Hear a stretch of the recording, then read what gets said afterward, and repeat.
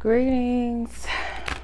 So, happy New Year, y'all. Literally, because we're officially in spring. Technically, that is the new year, but I haven't recorded anything for this channel since 2022. I think my last reading was back in November, maybe. I think, or December. I don't remember, but if you're still subscribed, I appreciate you. Thank you.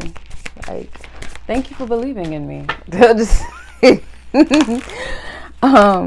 so yeah, greetings, y'all. So yeah, I'm here for this. So if you guys have been paying attention, I'm sure you guys have. You guys have been seeing what looks to be the bad bitches is reforming.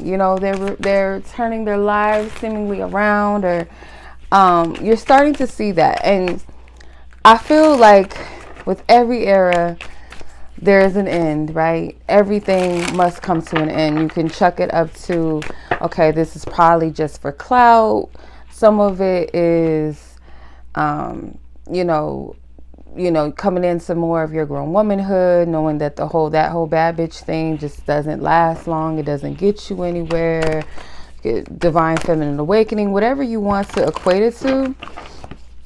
And sometimes, yeah, it might be for reasons like, due to bitterness. Oh, there's no good men out here, so I'm gonna become a good girl. Maybe that will change my circumstances. But the thing is that, and it's sad to say, but a lot of young women and some grown women, unfortunately, look up to some of these social media influencers, these what they call IG models now, or what they've been calling them, but they look up, they aspire to live that life, and not knowing what really comes with that life. It's not as glamorous as it seems. You're seeing people that were promoting a certain body type starting to, take that stuff out of their body, out of their faces and things like that. And, women, unfortunately, like I said, they follow, or these young women or teenagers, young girls look up to these women. They aspire to be them. So if it be for whatever the intent is on the, that influencer's end, whatever her intentions or their intentions are, it will spark a change because people look up to them, right? And a lot of it, I do feel like we're in the year of the 7, which can be a number of spiritual enlightenment, if you will. So you will see people start to shift their beliefs more, or decide to take on more of maybe a religious faith, or come back to their religious faiths for the sake to reform themselves, maybe in society's eyes as well, redeem themselves. And I feel you can't hate on this regardless, because I feel like it is going to spark a shift and a change. The problem is with all of this, with the idea of celebrity, or what it means to be an influencer. That, to me, I feel like is subjective, but for the most part, what people revere as a influencer is more based off of the superficiality of things, not what really matters, what really counts in life, what really inspires and provokes change. It's more from a place of beauty and materialism and consumerism and sex and things like that. Your body will grow tired of those things, as you see these women, like, they're tired of using their bodies. They're tired of that lifestyle because it's a soulless lifestyle. It doesn't feed anything. And a lot of these women are broken, as they're broken. So whatever the intent is, I feel like the spark of the movement behind that's what's needed. And this is going to tie into a couple of readings I feel led to do. I already know Spirit already gave me the drop, gave me the tea. That these readings, because I have 2 different channels. I have my main channel, which is now called officially Chenoa. I might change the name of this channel actually as well, because it's a whole thing. I want to go by my name. and my Queen Esther Tarot channel for the Women Collective. There will be, look at that, trauma and wounding, of course. There will be, it's going to be like a series, like it's they're going to tie into each other. I have a feeling. So why is this important? This shift or this change that's important.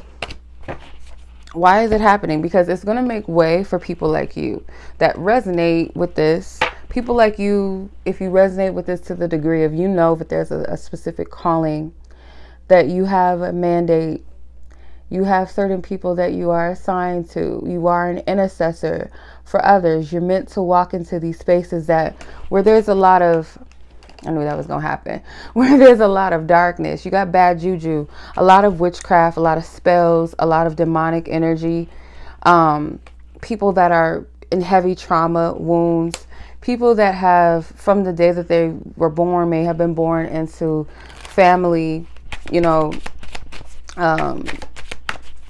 just darkness all of their life, dysfunction in their life, drug addicts, being exploited to sex very early, being put in families where there's heavy witchcraft and spells and demonic energy. These people are graduating, they're coming into their awareness. Everybody's spiritual awakening is going to happen at its own time, in its own divine time. You get the divine promotion card. So some of these people are chosen, they are called to higher, to greater, and even if they don't fully understand it or know it yet, okay,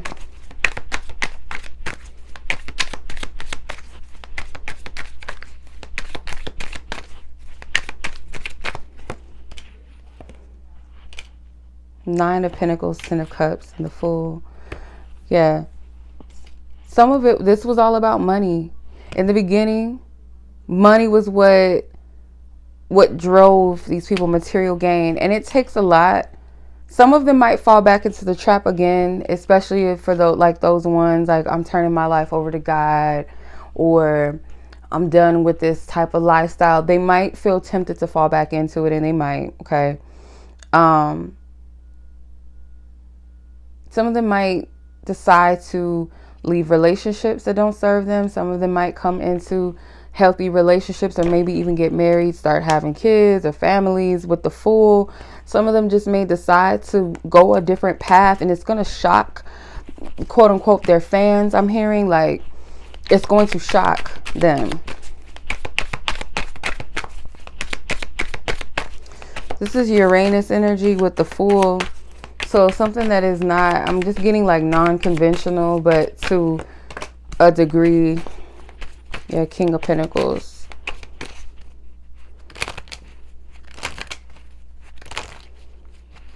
Okay. Taurus season could be significant, or Taurus energy. Aries, cusp, Taurus. Aries, Taurus, cusp. Queen of Swords. Air sign energy could be a Scorpio, Libra cusp. I see this as a movement. Women are not playing games anymore. Like, you see how this man's head is cut off. Like, women are not playing this game anymore. Okay. You feel like you run the show. You feel like you got that big D energy because of your money, or because you feel like you run society. But women are going to come in, and this is not a woman against man thing, because the power of two really depends upon when two or more gathered in my name, there I am in the midst, right? That is the scripture.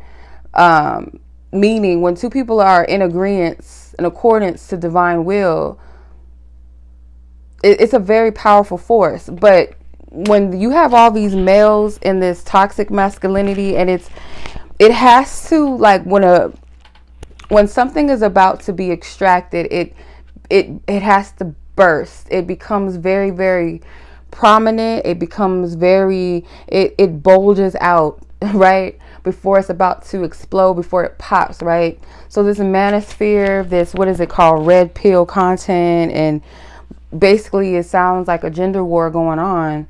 Femicides and so on and so forth. It has to get ugly before it pops and it's like enough is enough, because it's already starting. And women standing in their power to say that I'm not giving into the toxic masculinity anymore. That's where the change is going to start happening. It's going to start to see a lot of men being lonely out here in these streets, and women coming into their power from a sense that they know their worth, they know their value, they know the value of who they are, what they are. Just being born into this female body is power. And power not in a sense of a patriarchal, because the patriarchal as we know it has always strived to tear the feminine or the woman down. And then you have the healthy masculine energy that knows that a happy woman, you can get further with a happier woman than a woman that is in distress and pain. Only a weak man seeks to tear down their counterparts. So you're going to see that a lot of women like, I'm not doing this the sex game. Yes, sex sells and things like that. Some women know how to use their body. They get it how they live to take care of themselves. Some women fed into that lie and sold their bodies, sold their soul for a little bit of change, a little bit of clout, cut and mutilated their bodies for that very same thing. And for the most part, for the male gaze, even if you're saying to yourself, yeah, I'm getting money, yeah, this is for me, this, they gonna pay for this, they gonna pay for that, you're still doing it for a man at the end of the day. Even if it's not for an emotional connection, or you're still utilizing that male desire to a place where you're succumbing to it for a little bit of change, or maybe a lot of change. But at the end of the day, material things don't mean nothing when you leave this life. So none of that matters. So that is what I'm getting as far as why all of a sudden the reform in the bad bitch community, and I'm here for it.